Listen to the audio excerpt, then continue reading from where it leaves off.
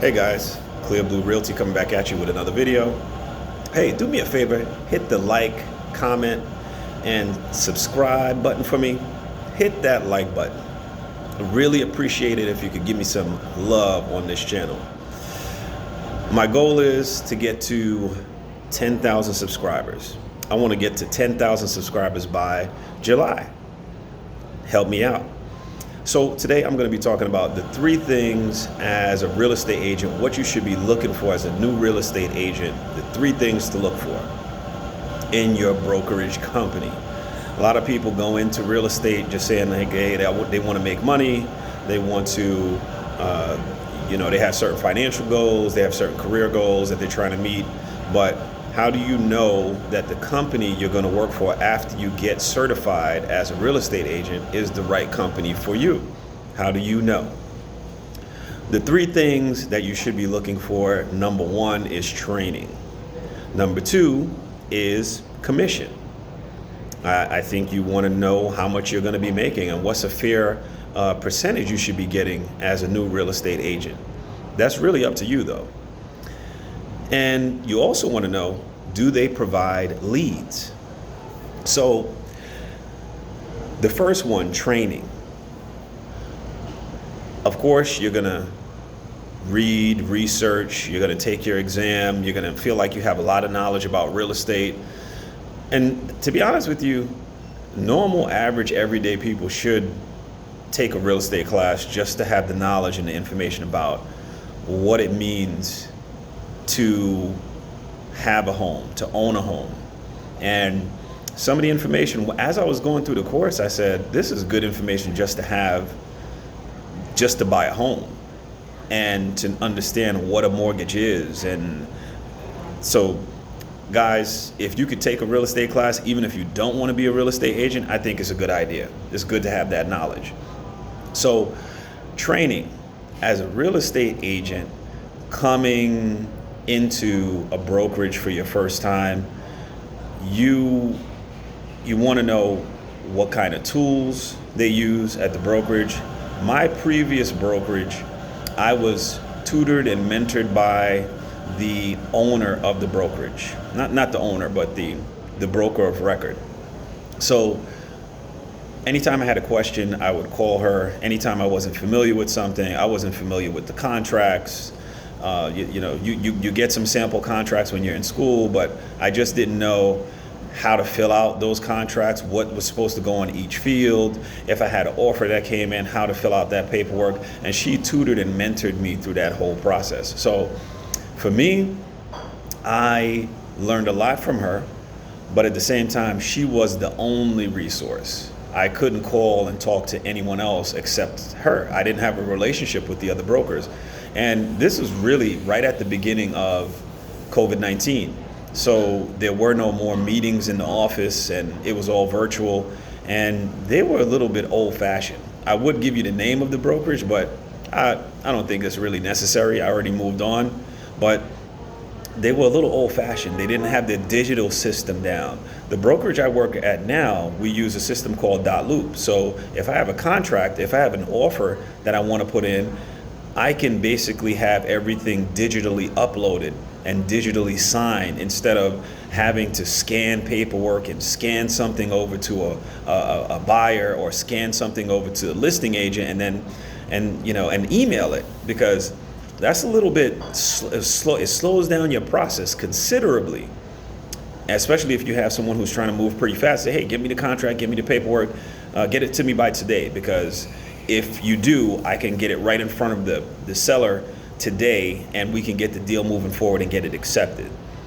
I would have to wait like days because I would have to have the paperwork first, scan it, have it sent over to the buyer, have them fill it in. It was a slow process. So during the question of which brokerage you want to work for, you want to choose one that has the right proper software. .loop is one of them. DocuSign is another one. Ask them if they use .loop. Ask them if they use DocuSign. And so training is important.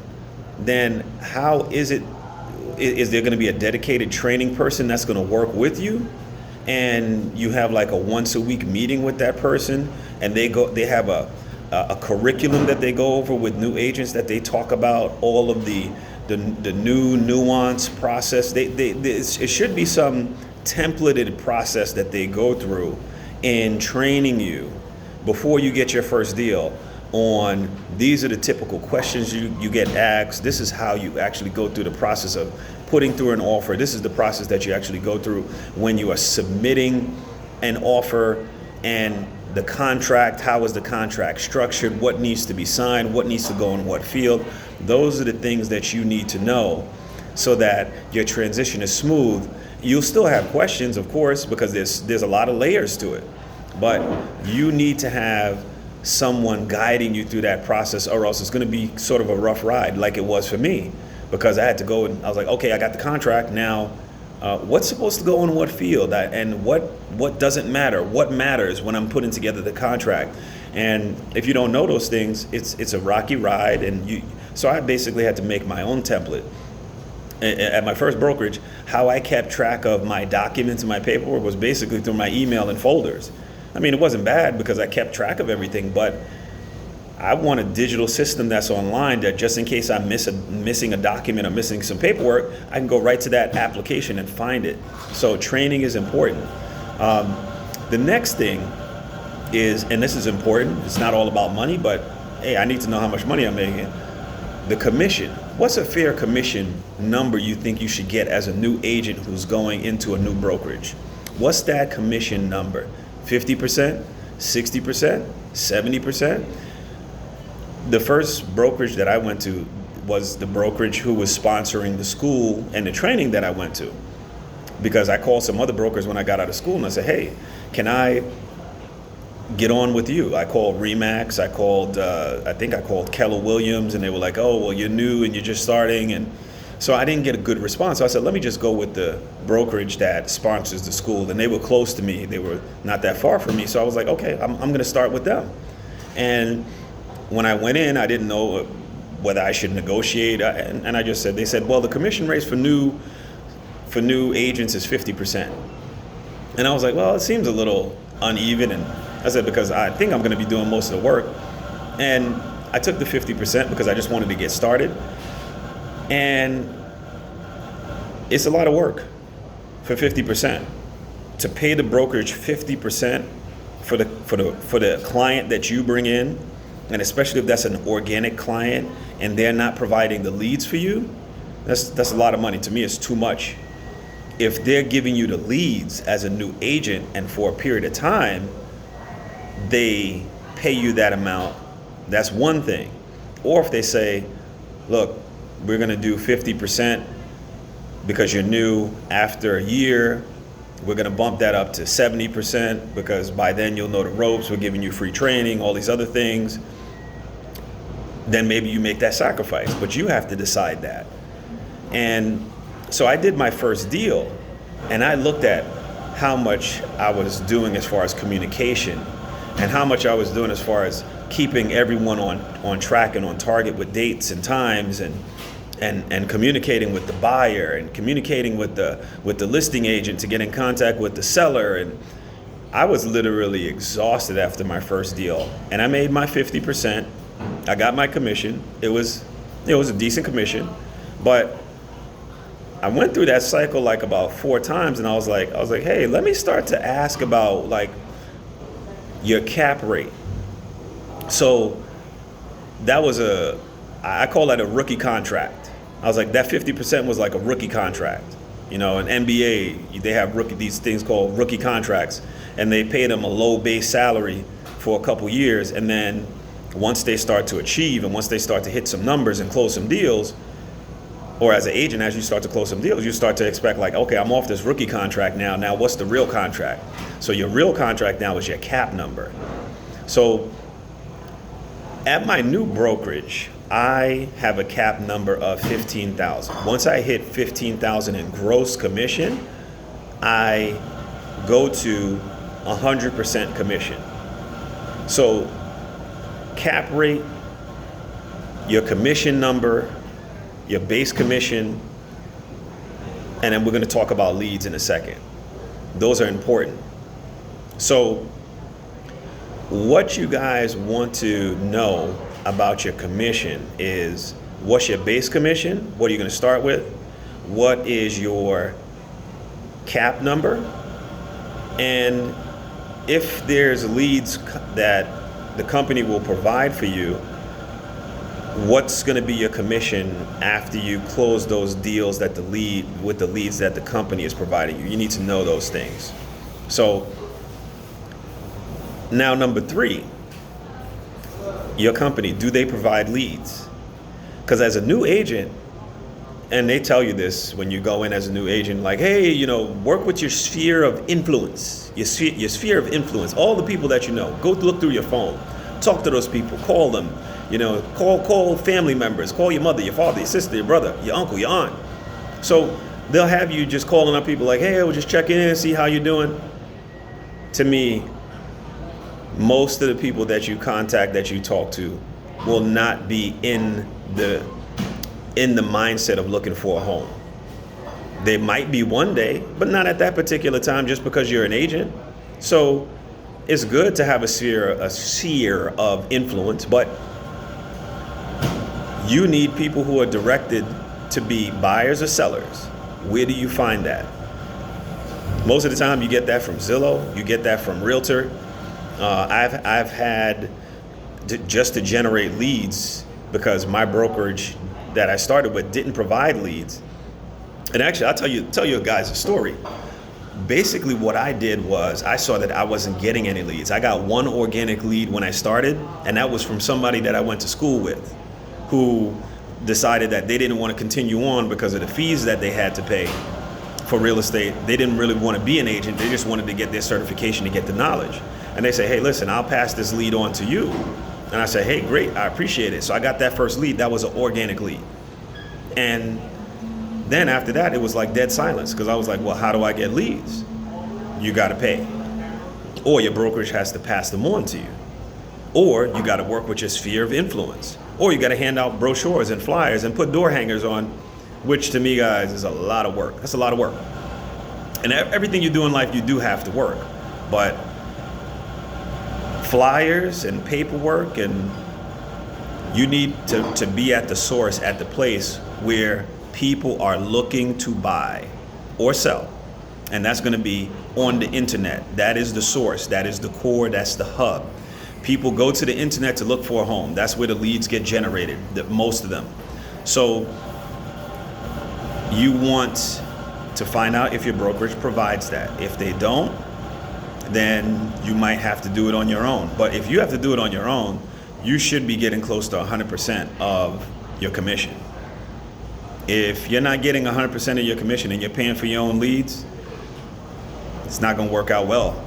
Because I was at 50% commission and I was buying my own leads, and I came out of pocket with a lot of money because those leads are not cheap. I was able to close some deals. And the funny thing was, my brokerage, I started getting some business coming in, and I said, hey, listen, I want to work out some kind of arrangement with you guys. I talked to my broker. I was like, hey, I want to work out an arrangement. And how about at the hours when I'm not available, I pass on some of those leads to you? And they were like, great, yeah, let's do it. And whatever we get, we'll pay you back a referral fee if we close them. I did Zillow leads for about 2 months. And I got about 3 deals from those 2 months. And business started picking up, and I was looking good. And that's when I talked to my brokerage. I let them take the leads from me that I couldn't handle at a certain time of the day. And for 2 months, I let them work my leads. And in those 2 months, I closed 2 more deals. And in those 2 months, they closed 0 deals.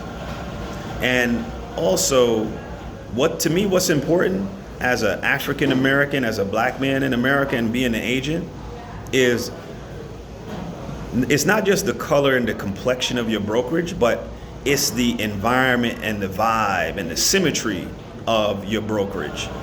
If you pass leads on to them, maybe in tough neighborhoods, just call it tough neighborhoods, right?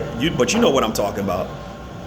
And you pass those leads on to them, can the people inside of your brokerage, can the complexion of your brokerage handle them, right? Can they go into those neighborhoods? So what I found out is they were scared to go to the neighborhoods that I could walk into in order to show houses, and they would not attempt to go to those areas to close those deals. And I'm talking about Trenton, New Jersey. They were scared. They didn't want to come. So I said, how come I can go there, but you can't go there? So there was a little bit of a divide in the culture. I said, you know what?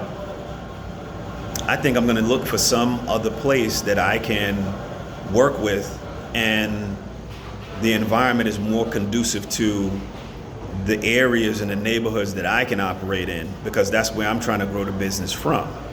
So they basically said, hey, sorry, we can't close the leads, we can't close these deals. And I was wasting money. I wasted money on those months where I was passing on those leads. So you want to know if your brokerage has the right culture as well. It has the right type of environment. It has the right energy for you. Those are important. And you want to know if they can provide leads. I think leads are important because there's little ups and downs. There's slow times for you as an agent. And if you don't have the backup and the support from your brokerage to fill the gap for you a little bit so that you can get some leads when things are slow, the longer that you're in real estate, the more leads that you'll pick up, and people will come back to you, and you'll get a reputation, and you'll get a name, and you'll just start to get leads that just start to appear. I got a call today from a mortgage company, a guy who said, hey, I worked with you on another deal,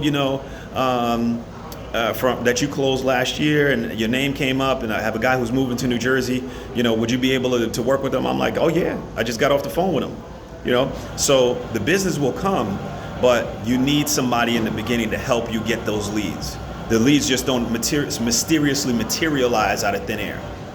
So hey guys, I just wanted to give you that information today. 3 points to look out for when you're going towards looking for your next brokerage, and learn from me, learn from some of my mistakes. And I'm trying to build this business. I want 10,000 subscribers by July. I want 20 closed deals by January, by December for this year. Help me out, hit that like button, comment, subscribe. Peace.